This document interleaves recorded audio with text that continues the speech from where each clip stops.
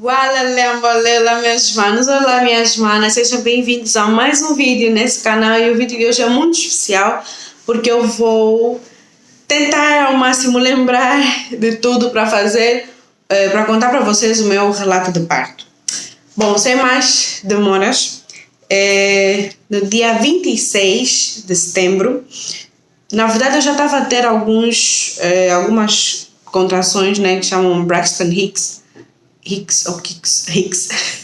que são algumas contrações de treino, né? Isso já estava a durar assim, há 2 semanas ou mais, vinha de vez em quando, depois ia, e aí é mesmo isso, contrações de treinamento. Mas no dia 26, né, eu notei que o meu tampão mucoso saiu, né? Tampão mucoso é uma substância que fica tipo debaixo do colo do útero, não é debaixo, é tipo tapa, né? Tá aqui o útero, o bebê tá aqui e ele fica mesmo aqui. E quando isso sai é indício, né, do trabalho de parto, que as coisas vão começar, posso assim dizer. Mas ainda quando o tampão mucoso sai, ainda pode levar algum tempinho. Então no dia 26 eu notei que o meu tampão mucoso saiu e eu estava em casa, e uma coisa que eu sabia, né, porque eu tive a oportunidade de fazer um curso, né, sobre que englobava tudo, desde a descoberta, todas as fases da gestação até o nascimento e até os 2 anos, ou seja, englobava muitas coisas. Nesse curso eu aprendi bastante e eu sabia que assim eu queria muito ter parto normal, né? Sempre quis. Pelo vídeo, se tu já viste o vídeo de perguntas e respostas, já sabes que eu tive cesariana, mas eu sempre quis ter parto normal, tanto é que o meu foco, o meu estudo era no parto normal. Eu estudei bastante, né, sobre o assunto, a parte teórica, obviamente. Então estava preparada e queria muito, né, ter o parto normal. E então, porque só assim, abrindo um parênteses aqui, uma coisa é tu quereres, outra coisa é tu estudar sobre o assunto, porque não basta só querer. Hoje em dia tu precisas mesmo estudar, porque infelizmente a rota normal das coisas, com mais frequência se vê cesarianas acontecerem, né? Com mais frequência se vê cesarianas a serem recomendadas. Em alguns casos, se não talvez na maioria, não havia tanta necessidade, né? Das coisas que eu pelo menos estudei. Então, dia 26 aí também começou umas contrações e já estavam mais ritmadas, ou seja, já tinha um ritmo, já estavam a ver as contrações de 5 em 5, de 6 em 6 minutos, 7 em 7, 5 minutos. Uma regra, né, para saber se já é o tempo de ir no hospital é a regra do 5-1-1 ou 3-1-1. O que isso é? Contrações de 5 em 5 minutos por 1 hora com duração de 1 minuto. Então, a contração dura 1 minuto e vem de 5 em 5 minutos por 1 hora, então já é um indício para ir para o hospital. Ou de 3-1-1, que é a mesma coisa, só muda o 3, no caso, contrações de 1 minuto, que vem de 3 em 3 minutos por 1 hora. Então, as minhas contrações estavam mais ou menos assim, às vezes eram 5 minutos, às vezes eram 6 minutos, mas não tinha intensidade. Um outro fator também é ter intensidade, ou seja, ser contrações mais dolorosas. Não sei se é porque eu estava a aplicar algumas técnicas de respiração, mas eu estava a conseguir ainda aguentar. E para garantir que eu não iria cair numa cesariana desnecessária, principalmente por ser o primeiro parto, eu quis ir para o hospital só quando tivesse mesmo, assim, na parte do trabalho de parto ativo. Existem 3 fases de parto, né? Eu queria ir só quando as coisas estivessem mesmo assim, bem duras, que eu sei que era chegar lá, talvez mais uma hora, 2 horas, o bebê nasceu. Não queria ir no início, porque, pronto, é um conjunto todo. Estando em casa, tu ficas mais relaxada, estás no teu ambiente, no teu conforto, isso ajuda a liberar a ocitocina. A ocitocina é que é o hormônio que ajuda a relaxar, a contrair o útero e a relaxar de tal forma que vai causando a dilatação. Já o hormônio oposto, né, da adrenalina, que normalmente nós temos quando estamos num ambiente desconhecido, que é do hospital, coisas assim, faz justamente o oposto. Então eu sabia disso e queria ficar em casa o máximo do tempo possível. Então as contrações foram aumentando, foram ficando mais intensas, mas ainda assim ainda dava para controlar. Aí depois, durante a madrugada, eu já não estava conseguindo dormir. Então, eu deitava, eu sabia que eu precisava descansar, né, para ter forças para outro dia, para, né, durante a fase do trabalho de parto, né, a fase ativa e o expulsivo, eu sabia que precisava ter força. Então, eu dormia sempre que a contração veio, não conseguia mesmo ficar deitada, tinha que levantar, andar pelo quarto e tudo mais. E eu disse ao filho para dormir. Dorme, porque eu sabia que um de nós tem que estar bem descansado, porque eu ia precisar muito dele, né, durante o trabalho de parto. Se ele também tivesse exausto, cansado, aí não ia me servir de nada. Então, era muito importante. Então, eu falei: dorme, me deixa aqui com as contrações, I'll handle, eu vou me virar aqui. Então foi a noite toda de contração, eu literalmente não dormi. Tive alguns espaçamentos de quanto tempo? Alguns bons minutos. Será que chegava a 30 minutos? Já não lembro bem, mas eu estava com um aplicativo a controlar isso tudo. Então foi assim a noite toda. Eu abria dormir porque eu queria que ele tivesse energias, força para, né, o processo todo. E quando chegou o período da manhã, estava ainda assim um pouco, ou seja, elas estavam a voltar a não ter ritmo. Já às vezes vinha de 6 em 6, depois de 7 em 7, 8 em 8, 9 em 9, depois baixava para 6 em 6 e depois 5 em 5. Então estava uma coisa, voltou a ficar assim meio desregular. No entanto, eu mandei mensagem para o meu doutor e disse como é que estava. Ele disse: não, tens que ir já para o hospital.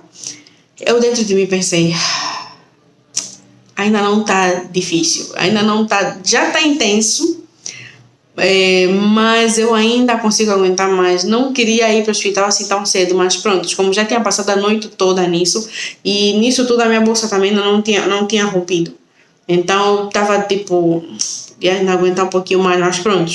Aí a minha mãe e a minha madrinha vieram, juntamente com a Bíblia, e fomos para o hospital.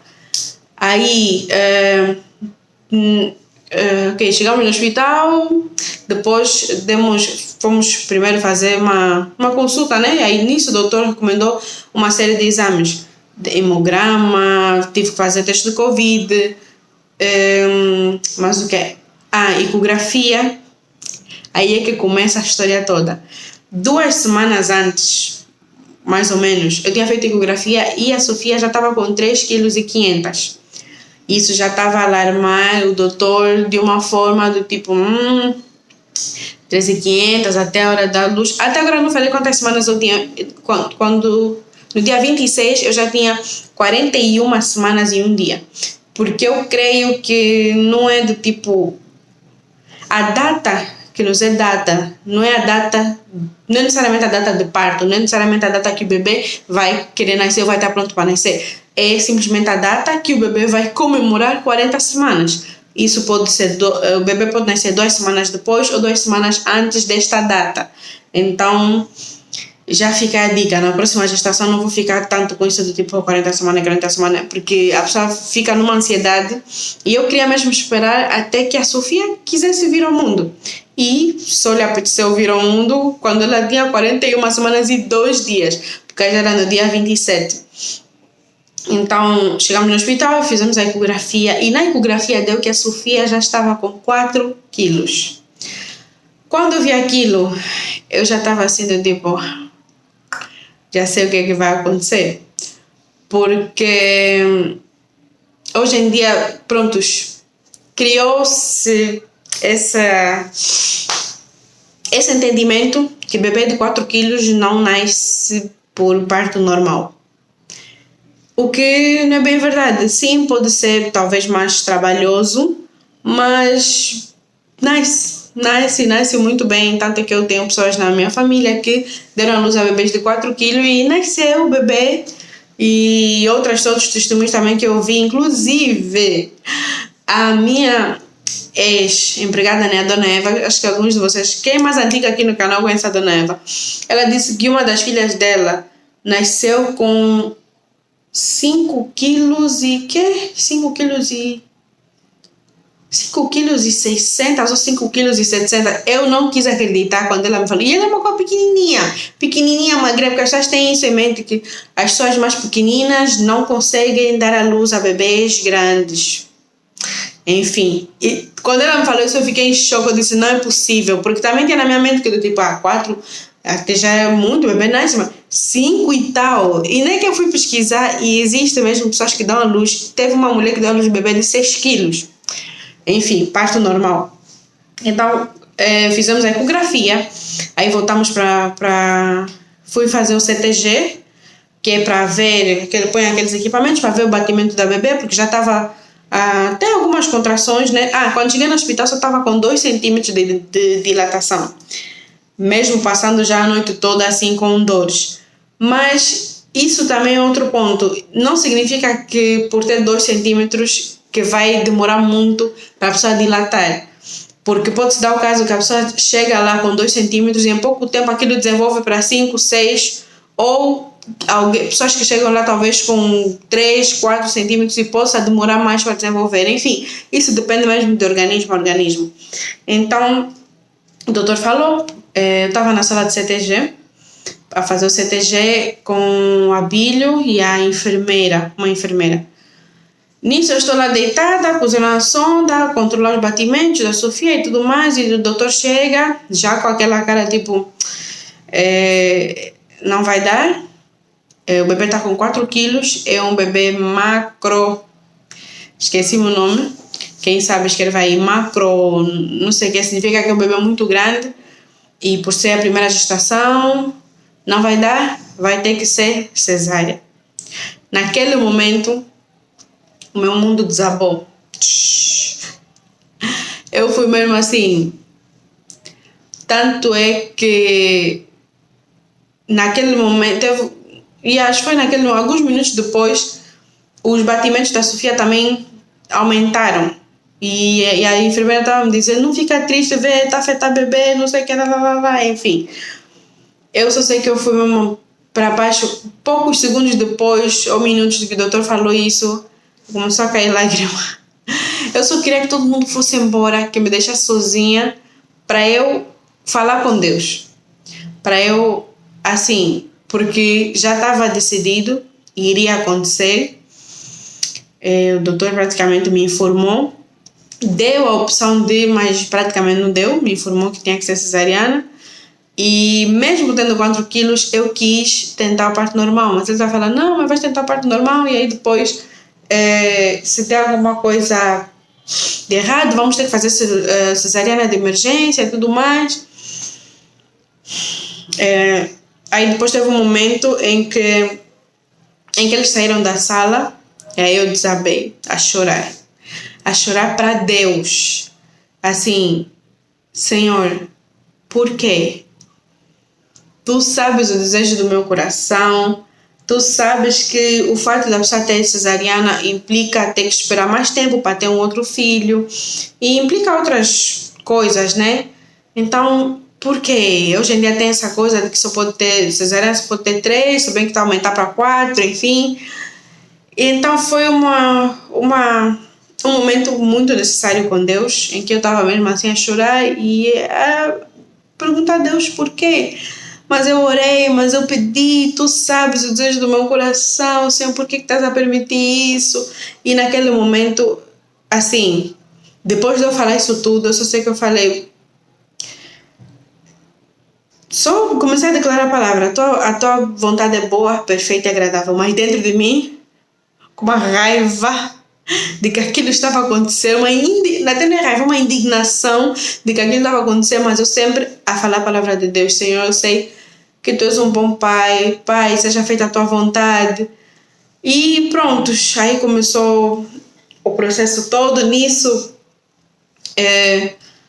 não era só o fato de ser cesariana, né? Mas, porque é bênção, porque a cesariana também salva vidas. Mas era o fato de que eu não estava preparada. E cada mulher lida com as coisas do seu jeito, né? Mas eu gosto de saber o que vai acontecer, no sentido de que eu gosto de ter mais ou menos uma mínima noção. E era nisso que Deus estava a tratar o meu coração. Era nisso que Deus estava a tratar o meu coração, no sentido de que eu preciso perder o controle da minha vida e entregar o controle da minha vida, o controle da minha vida para Deus. Que eu precisava confiar, precisava de todo o coração entregar os meus planos para Deus e entender aquilo que a palavra dele diz, que eu bem sei os planos que tenho para vós, planos de paz, para vos dar o fim que desejais. Mas esse é um desejais em Cristo, não um desejais em mim mesma, não é? Então, naquele momento depois, foi a partir daquele momento que eu também comecei assim, o meu nível de admiração pelo Abílio, assim, foi pelos ares, de tão parceiro, né, que ele foi. Ele, depois todo mundo saiu, depois ele veio e falou comigo, estava a conversar comigo, estava a me fazer entender, estava a trazer alegria para mim, do tipo, amor, daqui a poucas horas vamos ter nossa filha no nosso colo, olha só que bênção, que alegria e tudo mais. E aquilo estava aos poucos a trazer ânimo e alegria, né, ao meu coração. E aí nisso fomos para a sala, aquela burocracia toda, de ver o seguro e tudo mais. Aí me prepararam para ir para o bloco, aí meu coração, aí passei daquele estado de indignação para o estado de medo, porque eu não sabia, meu Deus do céu, bloco, nunca entrei num bloco operatório na minha vida, faz o quê? Como é que se comporta lá? Faz como? Vai acontecer o quê? Jesus, vão me cozer, e depois as coisas rasgarem, os pontos soltarem, olha, é isso que dá para não ter conhecimento das coisas. Mas Abílio sempre lá do meu lado. Aí me colocaram na cadeira de rodas, tem que colocar na cadeira de rodas para levar teu bloco operatório. E um momento muito lindo foi quando nós chegamos na porta do bloco operatório. Eles colocaram lá uma cama, né, para eu me deitar e para depois entrar para o bloco. E tinha lá uns 4, um enfermeiro e 3 enfermeiras. E o Abílio começou a orar comigo, e nisso a chorar também, a orar, a declarar sobre a vida da Sofia, a declarar sobre o momento da operação, ou seja, a trazer paz, a trazer a presença do Senhor naquele ambiente. E quando ele começou a orar, os enfermeiros todos pararam, calaram, porque eles estavam a falar um monte. Quando deram conta que ele estava a orar, todo mundo calou. E só no final é que, quando ele terminou a oração, todo mundo falou amém. Ele falou amém. E os enfermeiros todos, amém, amém. Então foi um momento assim que trouxe muita paz no meu coração. Foi um momento muito necessário e acho que vai ficar marcado para sempre o quão ele naquele momento me amou do jeito que ele precisava me amar. O quanto ele foi marido, o quanto ele foi como Cristo naquele momento. E não só, aí depois me colocaram lá na maca, me levaram, e assim, eu não sabia de nada, não sabia nem da anestesia. Na minha mente, a anestesia põe com uma seringa desse tamanho, que tem fio nas costas. Ok, eu sou um pouquinho exagerada, né? Pronto, as coisas tendem a se exagerar um pouquinho na minha mente. Então, levaram para lá, veio o anestesista, ou seja, eu entrei lá, estava a tocar Kizomba, alguém colocou música no telefone e eu já não queria isso, porque eu já tinha preparado uma playlist para o meu trabalho de parto normal. Eu tinha uma playlist que eu ouvia quase todos os dias de louvores. Então olhei para aquilo, já começou a me incomodar, pedi no Abílio para levar o telefone para colocar a playlist lá. Isso eu perguntei no doutor antes, vou poder colocar a minha música durante o trabalho todo? Sim, vai. Então cheguei lá, estava a tocar Kizomba, Tarraxinha, aí tinha um monte de gente lá, um monte não, né? Pronto, as pessoas necessárias, anestesista, o não sei o que. Era uma sala fria, com uma luz branca lá em cima. E nisso veio o anestesista me explicar o que eu queria fazer, queria pôr anestesia. Eu falei, meu Deus do céu, Senhor, aí eu estava falando, mas moço, como é que é essa agulha? Vai doer, muito grande, não sei o que, ou seja, um medo do desconhecido. Ele explicou, não vai doer, não sei o que, só tens de ficar assim, assim, sentada, tudo mais explicou. Lá ele aplicou, nisso os meus doutores, eram 2 doutores, né? Os meus doutores já estavam lá no bloco. E nesse processo todo eu sempre senti contrações, porque as contrações obviamente não pararam, porque né, já estava previsto mesmo naturalmente da Sofia nascer mesmo naquele dia. E então, até que quando eu senti a contração, eu pedia, tipo, para. Tipo, eles estavam a me carregar, depois sentei. Antes do anestesista colocar anestesia, veio uma contração. Eu falei, não, para, deixa ainda lidar com essa contração. Aí lidei. Um outro aspecto, no tempo todo, né, do dia 26 que eu estava a viver aquelas contrações, eu estava muito contente. Em cada contração, eu me alegrava, porque a contração, ela é uma dor, mas não é um sofrimento. Existe uma diferença entre dor e sofrimento. Sim, ela vai doer, mas é essa contração que vai trazer o teu filho ao mundo. É essa contração que está a preparar o teu corpo para tirar o teu filho. Então essa contração é tua amiga.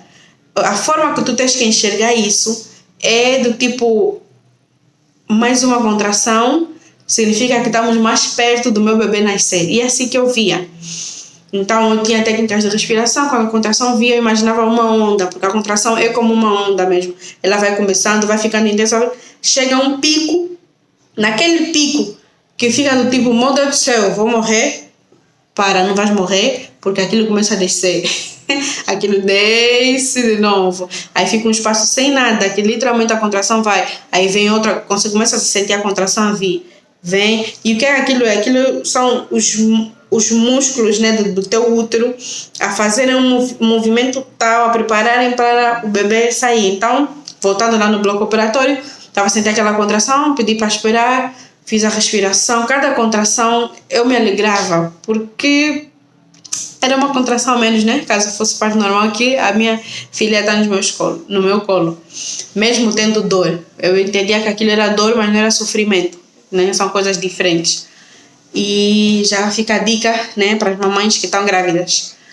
Então, aí depois me deitaram, já fica deitada naquela posição, que eu nem sabia que fica deitada naquela posição da cruz de Cristo.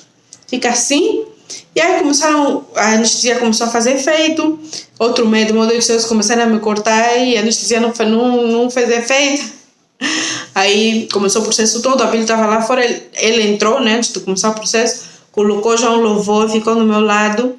E aquilo foi tão rápido que literalmente o Abílio ficou do meu lado, ficou a conversar comigo, fala, tu és forte, tu consegues, o Senhor está contigo. Começou a conversar comigo, a passar a mão no meu cabelo, a me acalmar, assim, tudo que eu precisava naquele momento, com o louvor lá do lado, ele colocou louvor. Tanto é que a nossa conversa estava tão boa que a Sofia nasceu, nenhum de nós deu conta. O doutor teve que literalmente falar, papá, olha, o bebê já nasceu. Só depois? Só depois é que ele olhou, ok. Porque o choro da Sofia também era assim, não era aquele choro, chorou com swag. Então a Sofia nasceu e prontos, lá começaram aquela coisa toda de pesar e tudo mais. Outra decepção, posso assim dizer, porque eu queria muito que assim que ela nascesse viesse no meu colo, mas não foi assim. Levaram ela, lá não levaram, né? Estava ali do lado, o Abílio estava lá o tempo todo, até que ele filmou, tudo que fizeram na Sofia ele filmou, graças a Deus, porque agora eu posso ver, né? Então, mediram, ela nasceu com 4 quilos e 10 gramas. Aí o Abílio estava todo emocionado, ele também que cortou o cordão umbilical da Sofia, e um momento que vai ficar assim para sempre também é quando ele traz a Sofia para mim. E eu sinto, ele coloca a bochecha dela aqui, a bochecha dela assim, uma pele tão fofinha e tão quentinha. Eu fiquei do tipo, meu Deus, eu tenho uma filha. Aí comecei a chorar. Enfim, pulando essa parte, né, terminou tudo. Durante a operação toda que eles estavam a remover, que eles estavam a tirar a Sofia, eu não senti nada. Só teve um momento que eu senti uma coisa assim, um peso sair de mim. Senti uma coisa assim. Naquele momento eu fiquei, opa, uma coisa aconteceu aqui. E aí depois é que, né, o médico falou, olha, papai, bebê nasceu. Então eu falei, oh, então foi a Sofia a sair. Foi literalmente uma coisa... Enfim. E aí depois ela nasceu, terminaram, puseram tudo, puseram a laser, né? Porque hoje em dia põe laser, né? O ato de cozer em si é dentro, né? Por dentro, mas na camada de cima é simplesmente um laser que passa lá.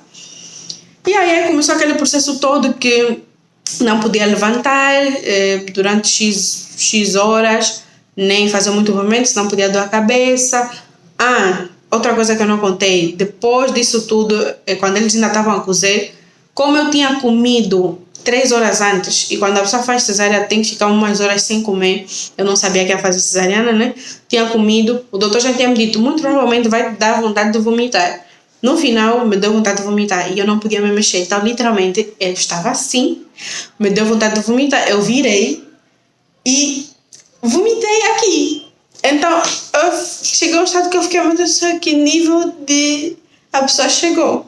Aí só veio o enfermeiro, não, tá tudo bem, tá tudo bem. Limpou e vida que segue. Ou seja, aí começou mesmo o caminho da maternidade, né? Começou mesmo as coisas bem interessantes. Aí depois levaram para uma outra sala. Naquela sala eu não podia levantar, né? Tive que ficar só lá. E naquele momento eu estava pensando, meu Deus do céu, onde é que está a minha filha? Colocaram na minha filha. Eu chamava o enfermeiro. Estava assim sem força. Só podia olhar para cima. Fiquei lá acho que 2 horas ou 3 horas.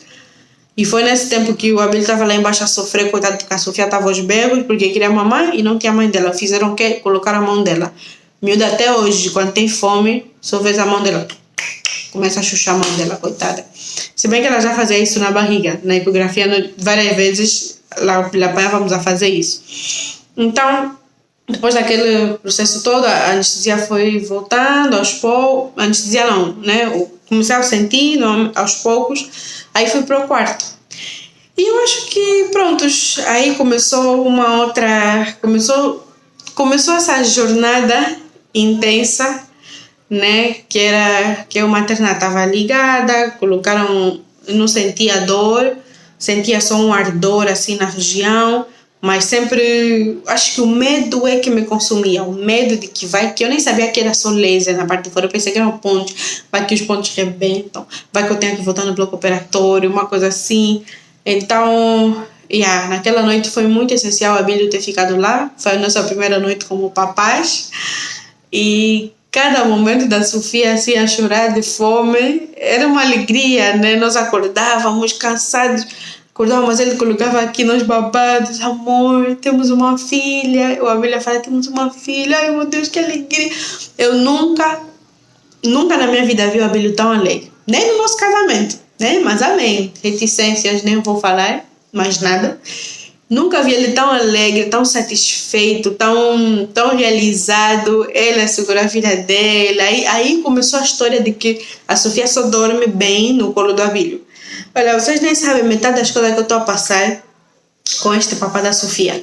Mas pronto, foi assim o meu relato de parto e nos dias a seguir foram bem intensos, como eu já expliquei um pouquinho, porque é tudo novo, né? E lidar com a dor, não poder me mexer, não poder me levantar sozinha, ao levantar sentir dor e tudo mais, e ter que cuidar de uma bebê também nesse estado.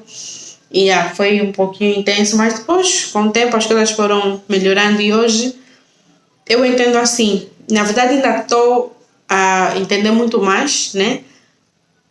Eu creio que foi isso. Eu creio que com essa experiência, eu cheguei num nível de dependência em Deus que eu não teria se tivesse tido talvez parto normal. Não sei se me faz entender, mas é que eu literalmente, até para colocar a Sofia para dormir, eu orava de uma forma assim, a clamar, porque era eu, nas vezes que eu fiquei sozinha, era eu com dor, né?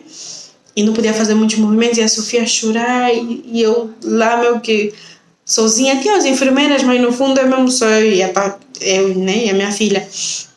sem entender muito o que fazer, porque que ela está a chorar, e eu tive vários momentos sobrenaturais, de literalmente a Sofia estar aos berros, eu não sabia o que fazer, e eu orar, Senhor, em nome de Jesus, Pai, faz a minha filha dormir, e eu terminei a oração, e a Sofia adormecer.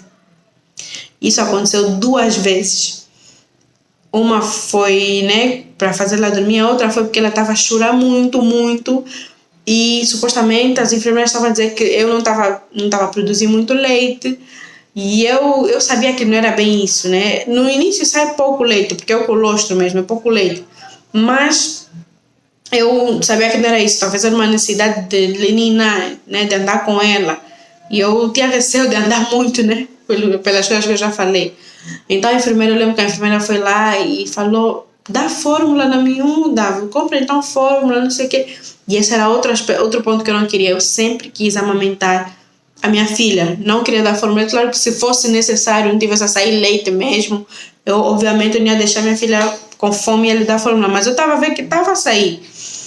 Então ela saiu de lá já falar assim, eu fiquei, meu Deus do céu, a Sofia, se continuar a chorar, eu não vou ter outra opção senão de lhe dar fórmula para provar às enfermeiras que, prontos, é isso mesmo, porque eu sabia que ela estava mamãe. Então lá eu orei, clamei, naqueles dias eu não estava orando, eu estava a clamar. Senhor, em nome de Jesus, Pai, toca na minha filha, Senhor, faça com que ela relaxe, faça com que ela durma, Pai. Terminei a oração, Sofia dormiu. Pessoa que estava aos berros.